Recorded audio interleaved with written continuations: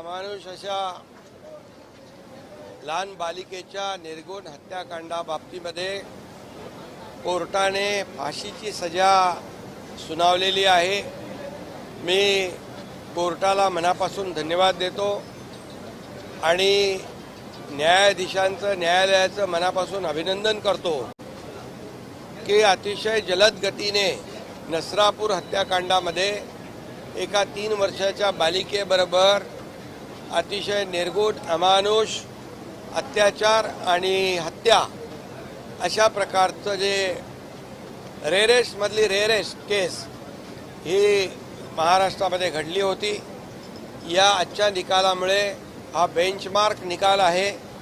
यापुढे अशा प्रकारच्या वृत्तीचे गुन्हेगार, हॅबिच्युअल गुन्हेगार अशा प्रकारचं कृत्य करण्यात धजावणार नाहीत आणि त्यामुळे अतिशय जलद गतीने पोलिसांनी देखील तपास केला। 2 आठवड्यामध्ये चार्जशीट फाईल केली। मुख्यमंत्री महोदय स्वतः मॉनिटर करत होते।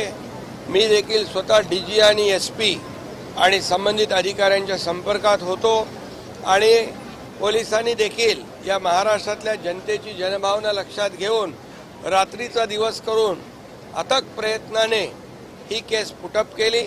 योग्य तऱ्हेने पुरावे सादर केले।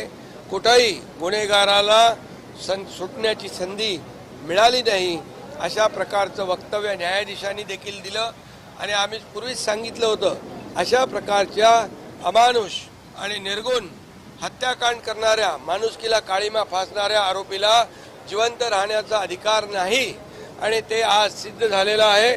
आणि म्हणून मी न्यायाधीशांचं अभिनंदन करतो।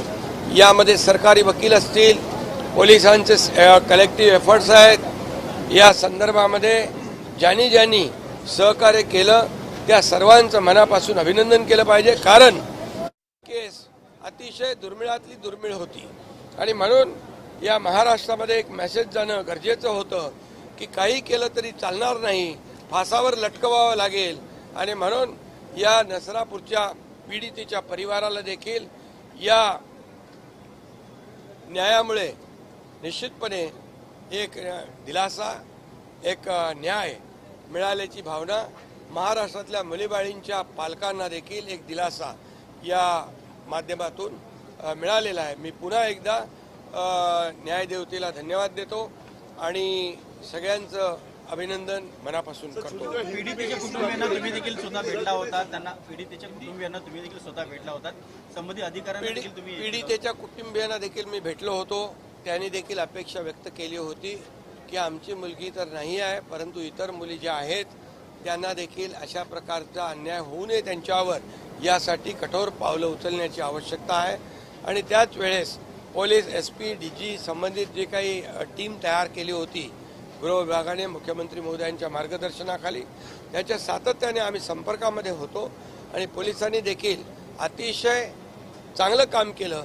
आणि म्हणून एक पोलिसांनी या केसमध्ये कमी वेळामध्ये चार्जशीट फाईल करून सगळ्या प्रकारचे पुरावे या ठिकाणी सादर केले आणि या केसमध्ये 3 गुन्हे दाखल होते। एक पॉक्सो होता, एक रेप होता, एक मर्डर होता।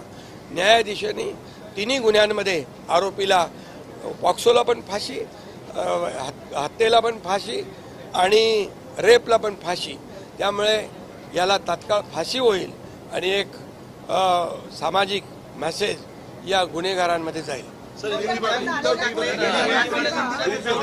यहाँ पर नसरापुर हत्याकांड जो हुआ था, उस केस में कोर्ट ने आरोपी को सजाए मौत सुनाई है और इसलिए मैं कोर्ट का धन्यवाद अदा करता हूँ, कोर्ट का अभिनंदन करता हूँ।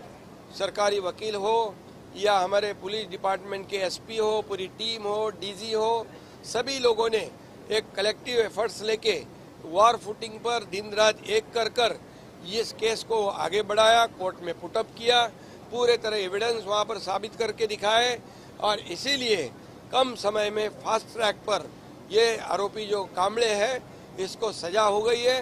हमने पहले ही कहा था कि ऐसे आरोपी की जीवित रहने का कोई अधिकार नहीं है, इसको सिर्फ फांसी और फांसी होनी चाहिए। और इसीलिए मैं तमाम सभी लोगों को धन्यवाद देता हूँ। मुख्यमंत्री जी देवेंद्र जी खुद ही इस केस को मॉनिटर कर रहे थे, वो भी यहाँ पर हमारी जो टीम थी उसको सहयोग कर रहे थे। होम डिपार्टमेंट का भी इसमें धन्यवाद उनको देना चाहिए, क्योंकि ये एक बेंचमार्क डिसीजन है। इससे आगे ऐसे कृत्य करने वाले, ये रेयरेस्ट केस है, ऐसे कोई भी गुनाहगार फिर से ऐसी कोशिश करने की हिम्मत नहीं करेगा। ऐसी वृत्ति को गाड़ देना चाहिए, खत्म करना चाहिए।